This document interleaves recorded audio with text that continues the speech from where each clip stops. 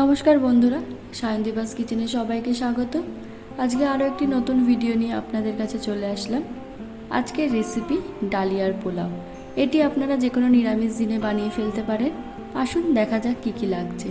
এখানে আমি টুকরো করে কেটে নিয়েছি বিনস, নিয়েছি মটরশুঁটি, ক্যাপসিকামও টুকরো করে কেটে নিয়েছি কাজু কিশমিশ, টুকরো করে কেটে নিয়েছি গাজর, আর দুটো চেরা কাঁচা লঙ্কা কুচিয়ে নিয়েছি, আর নিয়েছি ডালিয়া।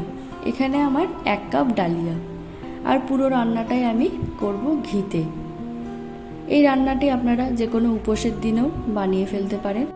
শুরু করা যাক। এখানে আমি কড়াই গরম করতে বসিয়ে দিয়েছি। এর মধ্যে দিয়ে দিলাম 2 চা চামচ ঘি। ঘিটাকে ভালো করে গরম করে নেব। ঘিটা আমার ভালো করে গরম হয়ে গেছে। এরপর এর মধ্যে আমি দিয়ে দিলাম ডালিয়াটা। গ্যাসের ফ্লেমটাকে মিডিয়ামে রেখেই ডালিয়াটাকে ভালো করে ভেজে নিতে হবে।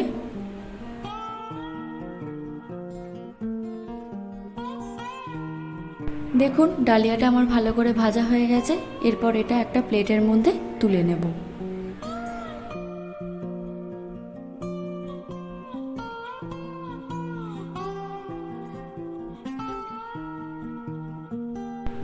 এরপর আবারও কড়াইতে দিয়ে দিলাম 2 চা চামচ ঘি।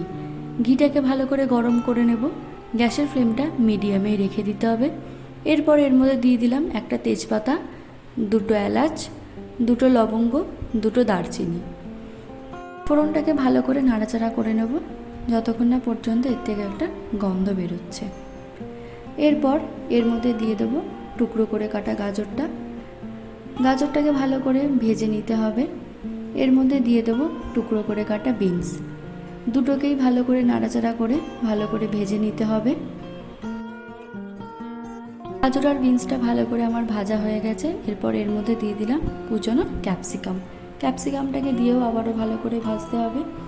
এরপর এর মধ্যে দিয়ে দিলাম মটরশুঁটিটা দিয়ে এর মধ্যে দিয়ে দিলাম কুচনো লঙ্কা। এরপর এর মধ্যে দিয়ে দেবো কাজু কিশমিশ। সবগুলোকে আবারও ভালো করে নাড়াচাড়া করে নিতে হবে।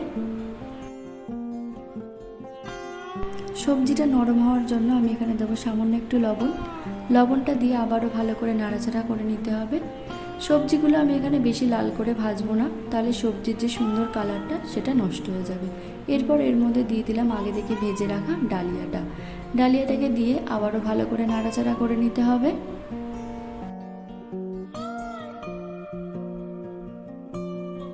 ডালিয়ার সঙ্গে সবজিটা ভালো করে নাড়াচাড়া করা হয়ে গেছে। এরপর আমি এখানে দিয়ে দিচ্ছি 2 কাপ গরম জল।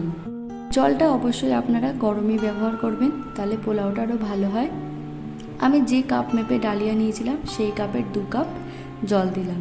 আপনারা চাইলে আপনাদের পরিমাণ অনুযায়ী জল দেবেন। এরপর এর মধ্যে আমি দিয়ে দিলাম স্বাদ অনুযায়ী লবণ।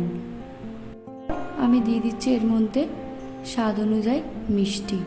পোলাওটা একটু মিষ্টি হয়, তাই পোলাও একটু চিনি ব্যবহার করলে ভালোই লাগে। এরপর আমি 15 মিনিট ঢেকে রাখবো সেদ্ধ হওয়ার জন্য। 15 মিনিট হয়ে গেছে। দেখুন এটা সুন্দরভাবে সেদ্ধ হয়ে গেছে। এটার মধ্যে সামান্য একটু জল আছে, কিন্তু এটা ঢেকে রাখলে এই জল ভাবটা চলে যাবে আর পোলাওটা সুন্দর ঝরঝরেও হবে। এর মধ্যে আমি দিয়ে দিচ্ছি সামান্য গরম মশলা দিলে পোলাওয়ের স্বাদটা আরও ভালো হয়, খেতেও খুব সুন্দর লাগে। ডালিয়ার পোলাও আমার তৈরি হয়ে গেছে। বাচ্চা থেকে বড় সবারই এই খাবারটি খুব ভালো লাগবে। আপনারা অবশ্যই বাড়িতে তৈরি করে দেখবেন। আপনাদের কেমন লাগলো অবশ্যই কমেন্ট করে জানাবেন। এই খাবারটি যে কোনো নিরামিষ দিন অথবা উপোসের দিনেও আপনারা বানিয়ে ফেলতে পারেন। ভিডিওটি ভালো লাগলে অবশ্যই কমেন্ট করবেন, লাইক করবেন। ভিডিওটা ছেড়ে যাওয়ার আগে অবশ্যই চ্যানেলটা সাবস্ক্রাইব করার অনুরোধ রইল। নমস্কার।